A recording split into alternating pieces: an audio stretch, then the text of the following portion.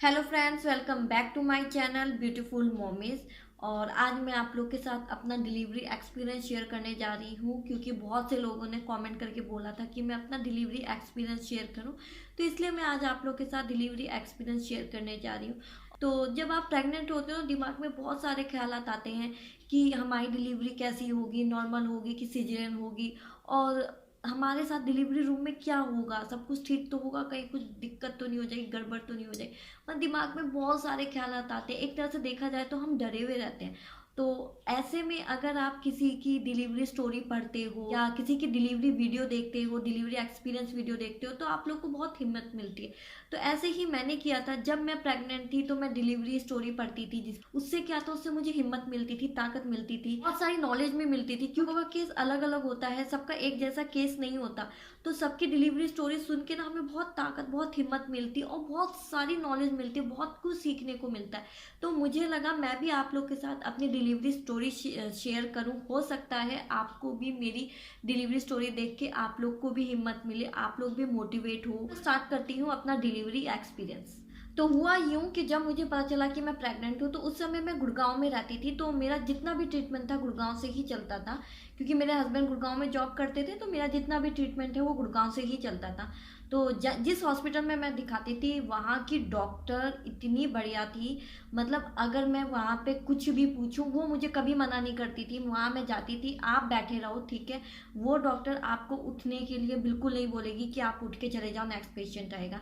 वो बार बार आपसे पूछती रहेगी, आपको मुझसे कुछ पूछना है तो पूछ लो। अगर आपको कुछ भी क्वेरीज है, आप उस डॉक्टर से पूछोगे, वो आपको इतने अच्छे से समझाएगी। अगर समझ में भी नहीं आएगा तो वो आपको ड्रॉप करके भी बताएगी। मतलब गाँव में 7 मंथ तक अपना ट्रीटमेंट ले रही थी। 7 मंथ तक कोई दिक्कत नहीं थी, सब कुछ बढ़िया चल रहा था। उसके बाद मैं आगरा आ गई। आगरा में मेरे इन लॉज रहते हैं। मेरे जो फादर इन लॉ के कोई जानने वाली डॉक्टर थी, तो ट्रीटमेंट मैंने वहां से शुरू कर दिया था उनके। जब मैंने उनको दिखाया तो उन्होंने सबसे पहले यही बोला कि एक बार आप अल्ट्रासाउंड करवा लो। तो मैंने जब अल्ट्रासाउंड करवाए, 8 मंथ में जब अल्ट्रासाउंड करवाया, तो कोई प्रॉब्लम नहीं आई थी, सब कुछ ठीक था। बट मुझे जो अब होता है ना, एकदम से डॉक्टर चेंज हुई तो थोड़ा बहुत फर्क पड़ता है। बट मुझे उनका नेचर वगैरह पसंद नहीं आया, मतलब उनका द वे ऑफ टॉकिंग पसंद नहीं आया। जिस डॉक्टर को मैं दिखाती थी, उनके सामने मुझे वो डॉक्टर बिल्कुल भी अच्छी नहीं लगी। प्रोफेशनल वाइज ठीक थी, बट जो एज अ प्रेग्नेंट वुमेन आप कुछ एक्सपेक्ट करते हो अपने डॉक्टर से, एक केयर, मतलब कुछ एक्सपेक्ट करते हो कि हाँ आपको अच्छे से समझाए, कि आपके दिमाग में से वो डर वगैरह निकाल दे। वो चीज़ें नहीं थी। उन्होंने कहा कि आप सुबह उठो, सुबह 7 बजे उठो, नाश्ता करके फिर सो जाना, दोपहर में खाना खाओ, रात को खाना खाओ। बल्कि मुझे भूख नहीं लगती थी, मैं सिर्फ दिन में 2 बार खाना खाती थी, उससे ज़्यादा खाना नहीं खाती थी। तो जो मेरी गुड़गांव वाली डॉक्टर थी, मैंने उनसे भी यही चीज़ बोला था कि मुझे भूख नहीं लगती थी, मैं सिर्फ दिन में 2 बार खाती हूँ, उससे ज़्यादा नहीं खाती। तो उनका ये कहना था, कोई बात नहीं, अगर दिन में आप 2 बार भी बहुत अच्छे से खा रहे हो, पेट भर के खा रहे हो, तो भी कोई दिक्कत नहीं है। बट इन डॉक्टर का तो बिल्कुल अलग था, बिल्कुल अपोजिट था। वो डॉक्टर, अगर जैसे पिज़्ज़ा खाने का मन कर रहा है, तो उन डॉक्टर ने मुझे बताया था, अगर तुम्हें पिज़्ज़ा खाना है खाओ, लेकिन 1 मंथ में एक बार खाना, उससे ज़्यादा मत खाना। क्योंकि पिज्जा क्या है, आपको फायदा तो नहीं करेगा, नुकसान नहीं कर रहा है तो कोई बात नहीं, लेकिन एटलीस्ट आपके बेबी को फायदा तो नहीं कर रहा है ना। वो चीजें खाओ जो आपके बेबी को फायदा करे। अगर ज्यादा इच्छा है खाने की तो 1 मंथ में एक बार खाओ। लेकिन जो आगरा वाली डॉक्टर थी, उसने कहा नहीं, बाहर का कुछ नहीं खाना है, सिर्फ घर का खाओ। मतलब सब चीज पे रिस्ट्रिक्शन। जैसे छोटे बच्चा होता है ना, छोटे बच्चों पे आप सब चीजों पे रिस्ट्रिक्शन लगा देते हो। बाहर नहीं घूमना, कहीं नहीं जाना, छत पे नहीं जाना, घर में कैद हो जाओ। तो मुझे ना उस समय ऐसा फील होता था जैसे मैं ना घर में कैद हो गई। ठीक है, अब मेरे फादर इन लॉ की जानने वाली थी तो क्या कर सकते थे। तो ठीक है, उनके साथ ट्रीटमेंट चला, कोई दिक्कत नहीं। 8 मंथ निकल गया, कोई मंथ में सिचुएशन हुई थी, उस सिचुएशन को देख के सबको ऐसा लगता था कि अब तो डिलीवरी 1-2 दिन में हो जाएगी, अब तो डिलीवरी या एक हफ्ते के अंदर हो जाएगी, सबको यही था।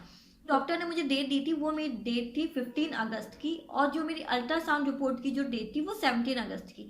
तो डॉक्टर ने बोला था कि हम 17 अगस्त की डेट लेके चलेंगे, ठीक है। तो मेरा 17 अगस्त को 9 मंथ कंप्लीट होने वाला था। तो मैं 15 अगस्त को डॉक्टर को दिखाने गई, तो डॉक्टर से पूछा कि डॉक्टर मेरी डेट 17 अगस्त को है, अगर 17 अगस्त तक मुझे पेन नहीं होता है तो मुझे क्या करना है, कब आना है आपके पास। तो उन्होंने मुझे बोला कि देखते हैं, उनसे पूछ रही हूँ कि अगर 17 अगस्त में जो डेट है, अगर, क्योंकि मुझे पेन, मैं 15 अगस्त को दिखाने गई थी तो मुझे पेन नहीं था पेन था, माइल्ड पेन था, वो भी सिर्फ रात को पेन होता था मुझे, उसके अलावा कोई पेन नहीं होता था। तो मैंने उनसे पूछा कि अगर 17 अगस्त को मुझे पेन नहीं हुआ तो मुझे आगे क्या करना है।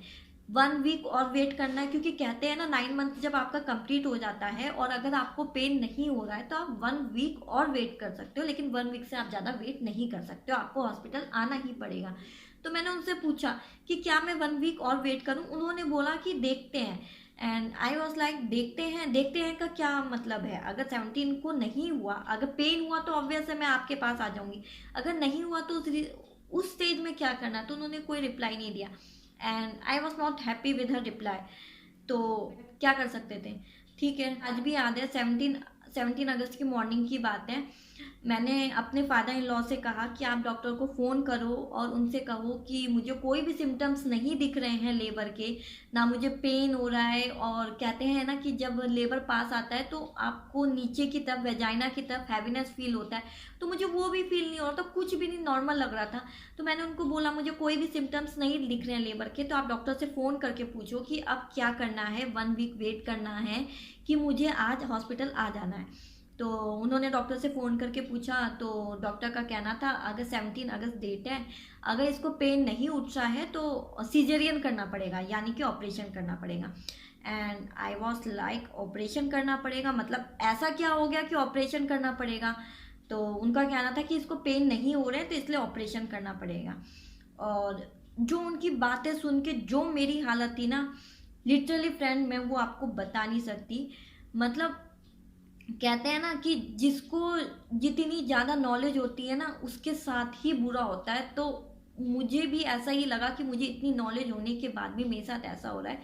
इसी में कोई भी कॉम्प्लिकेशन नहीं है और डॉक्टर ने सीधा कह दिया कि तुम्हें पेन नहीं हो रहा है तो इसलिए तुम्हें ऑपरेशन करना पड़ेगा। प्रेगनेंसी में तो कोई भी कॉम्प्लिकेशन नहीं है, तो ऑपरेशन के लिए क्यों कह रही है? मतलब मैं ना एकदम से डर गई कि ऐसा क्या हो गया ऑपरेशन के लिए। तो फिर मैंने डॉक्टर से बात की, मैंने कहा ठीक है, अगर मुझे पेन नहीं हो रहा है तो आप एटलीस्ट आर्टिफिशियल पेन तो मुझे दे सकते हैं। आप आर्टिफिशियल पेन दे के देखिए, अगर आर्टिफिशियल पेन देने के बाद भी मुझे नहीं पेन उठ रहे हैं तब मैं ऑपरेशन के लिए रेडी हूँ, यानी कि तब मैं सिजेरियन के लिए रेडी हूँ, लेकिन आप एटलीस्ट ट्राई तो करो अपनी एंड से। तो उनका कहना था कि अगर बाई चांस मैंने आपको आर्टिफिशियल पेन दे भी दिया और आर्टिफिशियल पेन के देने के बाद भी पेन नहीं होते तो क्या फ़ायदा, और सिजेरियन तो करना पड़ेगा, इससे बेटर है सिजेरियन ही करवा लो। और उनकी ये बातें सुन के मेरा जो दिमाग घूम गया ना, मुझे ऐसा लगा मैं कहाँ फंस गई, मतलब किस डॉक्टर के पास जाके फंस गई। और ये मॉर्निंग की बात है, मुझे वो दिन बहुत अच्छे से याद है। मुझे ऐसा लग रहा था कि मैं उस जगह से भाग जाऊं। मतलब मैंने किस डॉक्टर को दिखा लिया, मुझे ना अपनी गुड़गांव वाली डॉक्टर की याद आ रही थी। काश वो वाली डॉक्टर होती, क्योंकि वो डॉक्टर इतनी बढ़िया थी ना कि हर चीज़ इतने अच्छे से एक्सप्लेन करती थी। उस दिन मैं एकदम से डॉक्टर की बात सुन के, मेरे से कुछ नहीं बोला गया डॉक्टर से, मैंने सीधा फ़ोन कट किया और मैं सीधे अपने रूम पे आके रोना स्टार्ट कर दिया। क्योंकि मेरे दिमाग में शुरू से यही था कि मैं नॉर्मल डिलीवरी चाहती हूँ। मेरी जगह अगर आप लोग भी होगे तो आप लोग भी यही सोचोगे कि हम नॉर्मल डिलीवरी चाहते हैं। हाँ, मैं सीजरियन डिलीवरी के लिए रेडी हूँ, अगर मेरी प्रेगनेंसी में या मेरे बेबी को कोई प्रॉब्लम हो रही उस केस में मैं रेडी हूँ, लेकिन मैं एटलीस्ट नॉर्मल डिलीवरी कोशिश तो करूँ। एटलीस्ट मैं अगर कोशिश कर रही हूँ तो मैं ये चाहती हूँ कि एटलीस्ट मेरा डॉक्टर भी कोशिश करे, अगर नहीं हो रहा है तो मैं सीजरियन डिलीवरी के तैयार हूँ। मुझे ये लगा जब मेरी प्रेगनेंसी में कोई भी कॉम्प्लिकेशन नहीं है, कोई दिक्कत नहीं है, तो मेरी डॉक्टर ट्राई करने को क्यों नहीं रेडी है। तो मैं कमरे में आके बहुत ज़्यादा रोने लगी, इतना ज़्यादा अपसेट हो गई। मुझे बस ऐसा रहता मैं कैसे भी भाग जाऊँ।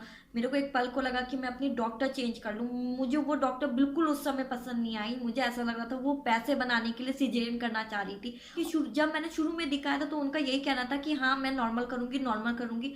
और 17 तारीख जब आ गई तो कहती है कि तुम्हें पेन नहीं हो रहा है तो मैं तुम्हारा सिजेरियन करूँगी। तो मैंने अपने सिस्टर से बात की, अपने फ्रेंड से बात की, सबसे पूछा कि ऐसा ऐसा हो रहा है, क्या करना चाहिए। तो उन सबका यही कहना था कि अगर तुम्हें पेन नहीं उठ रहा है तो आर्टिफिशियल पेन जो होता है डॉक्टर से उसकी बात करो, उसके लिए बोलो। अगर तुम्हें आर्टिफिशियल पेन के बाद भी पेन नहीं हो रहा है तो सिजेरियन ही लास्ट ऑप्शन है। अपनी तरफ से इतनी मेहनत कर रही हूँ नॉर्मल डिलीवरी के लिए और एकदम से मेरे डॉक्टर ने मेरे सारे सपने तोड़ दिए। मुझे ना वो दिन आज भी याद है जो मेरा रो रो के बुरा हाल हो गया था। और एकदम से मैं डॉक्टर चेंज भी नहीं कर सकती। मेरे सिस्टर ने भी बोला कि तुम एकदम से अब डॉक्टर चेंज नहीं कर सकती क्योंकि तुम्हारी डेट भी आ गई है, तुरंत किसी डॉक्टर के पास कैसे चली जाओगी और कैसे किसी नए डॉक्टर को एकदम से भरोसा कर लोगी। तो उनकी भी बात सही थी, एकदम से मैं नए डॉक्टर के पास नहीं जा सकती थी, नए डॉक्टर पे भरोसा नहीं कर सकती थी, क्योंकि दिमाग में कहीं ना कहीं ये डर था क्या पता मैं नए डॉक्टर के पास जाऊँ तो कहीं मेरा केस ना बिगड़ जाए। खैर इस डॉक्टर को तो मेरा केस पता है। हाँ, वो बात अलग है कि मेरी डिलीवरी में कोई भी कॉम्प्लिकेशन नहीं है, लेकिन फिर भी एकदम से नए डॉक्टर को दिखाऊं और कहीं कुछ गड़बड़ हो जाए तो क्या होगा। तो दिमाग में बहुत सारी चीज़ें चल रही थी और बिल्कुल भी नहीं समझ में आ रहा था कि क्या करूं, ऐसे में क्या करना चाहिए। मतलब जो एक सपोर्ट होता है ना, जो एक सपोर्ट हम अपने डॉक्टर से चाहते हैं, वो सपोर्ट नहीं मिला मुझे। मुझे सपोर्ट करने वाला कोई नहीं है, मैं और मेरा बेबी अकेला है। अब हम क्या करेंगे, कैसे करेंगे, कुछ नहीं समझ में आता, दिमाग एकदम से बंद हो गया था। तो फिर मेरे हस्बैंड ने बोला एक काम करते हैं, हम डॉक्टर के पास चलते हैं, वहाँ जाके एक बार अच्छे से बात करते हैं, क्योंकि फ़ोन पे अच्छे से बात नहीं हो पाती है। तो फिर हम उस दिन 17 तारीख को शाम को डॉक्टर के पास गए। मुझे डॉक्टर के पास गई तो मैंने डॉक्टर को बोला कि आप आर्टिफिशियल पेन दे दीजिए मुझे, मैं देखती हूँ, अगर आर्टिफिशियल पेन के बाद भी अगर मुझे पेन नहीं उठता है तो उसके बाद आप सीजेरियन कर लीजिएगा, उसके बाद मैं सीजेरियन के लिए रेडी हूँ।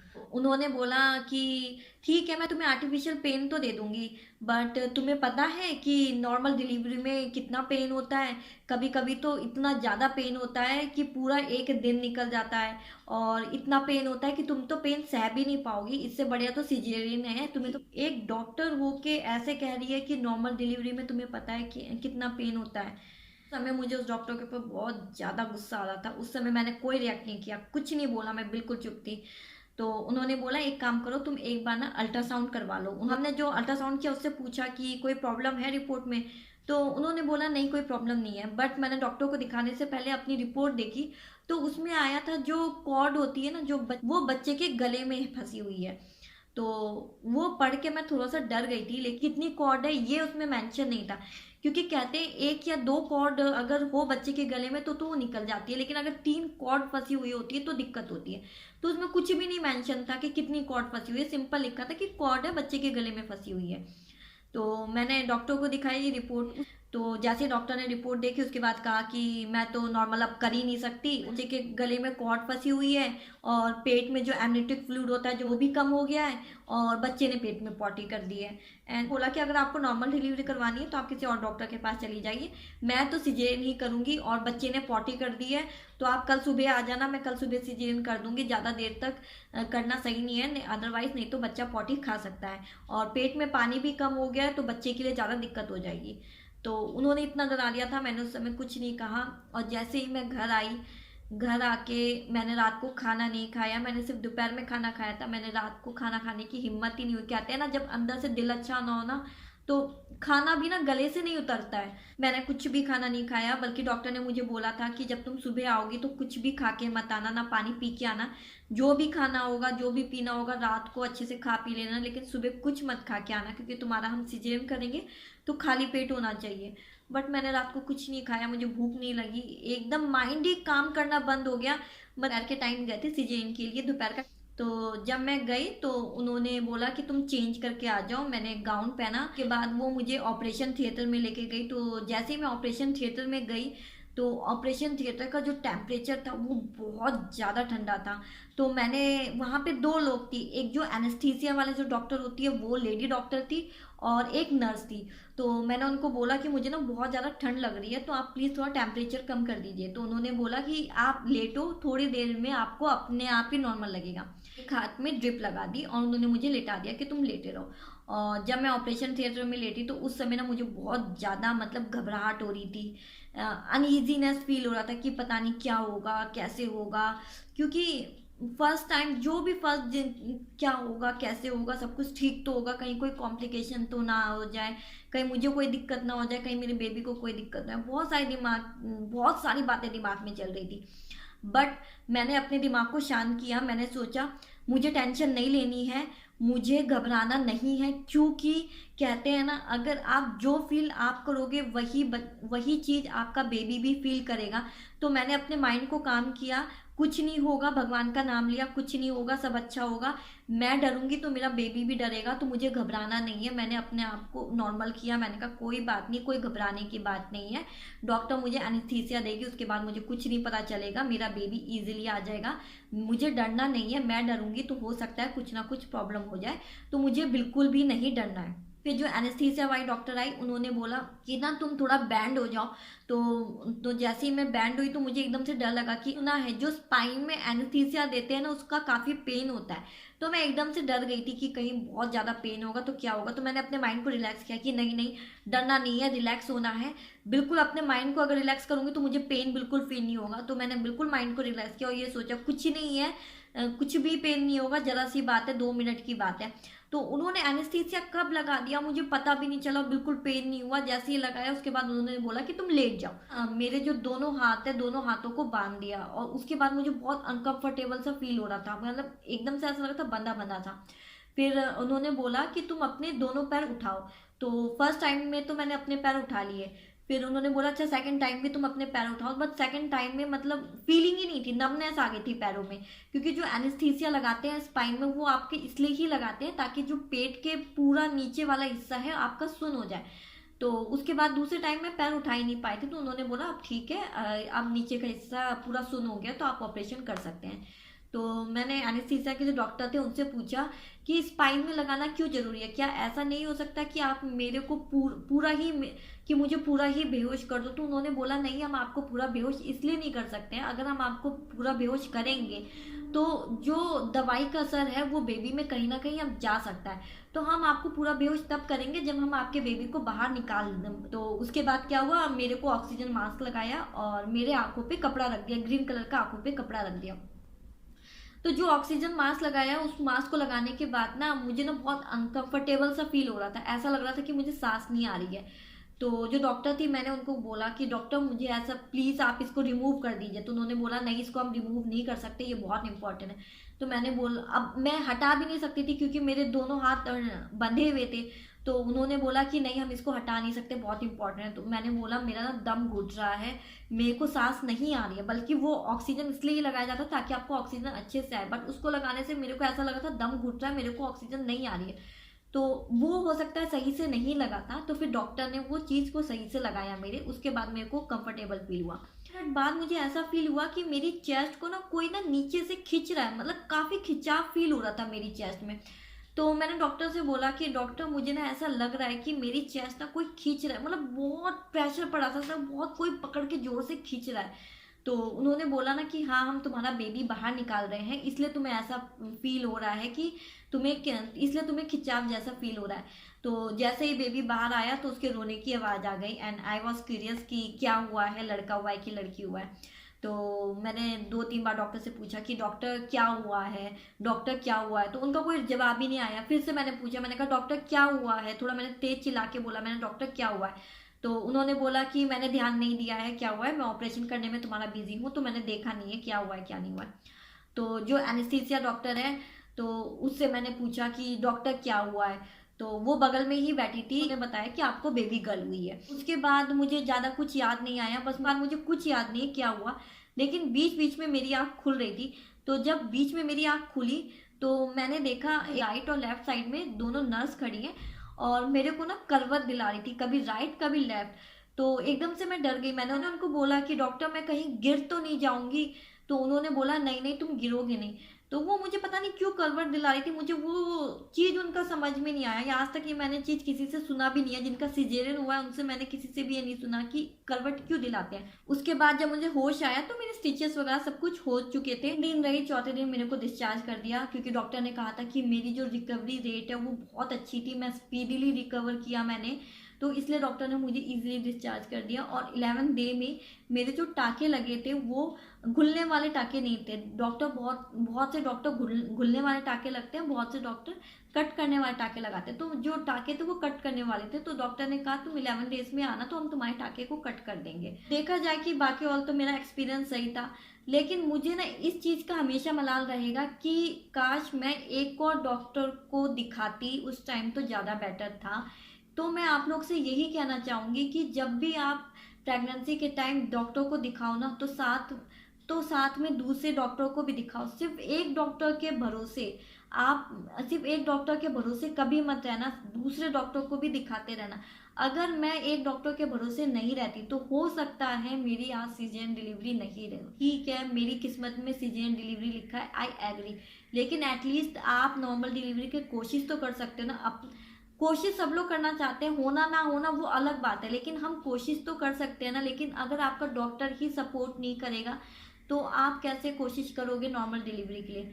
तो मैं आप लोग से यही सजेशन है आप कि आप एक डॉक्टर को दिखाने के बजाय 2 डॉक्टर को दिखाओ एक साथ, तो ज़्यादा बेटर है। डॉक्टर की सलाह जरूर लेनी चाहिए, एक डॉक्टर के भरोसे कभी भी नहीं रहना चाहिए। सो आज की वीडियो में इतना ही। आई नो मेरी वीडियो थोड़ी सी लंबी हो गई है, उसके लिए सॉरी, क्योंकि मुझे आप लोग के साथ डिलीवरी एक्सपीरियंस शेयर करना था। हर एक चीज़ मुझे आपको बतानी थी कि मेरे साथ क्या क्या हुआ है, ताकि ताकि मेरा एक्सपीरियंस देख के अभी हिम्मत मिल सके, मोटिवेट हो सको, इसलिए मैंने ये वीडियो बनाई है। तो आज के लिए इतना ही, फिर मिलती हूँ नेक्स्ट वीडियो में। तब तक आप लोग अपना ख्याल रखिएगा।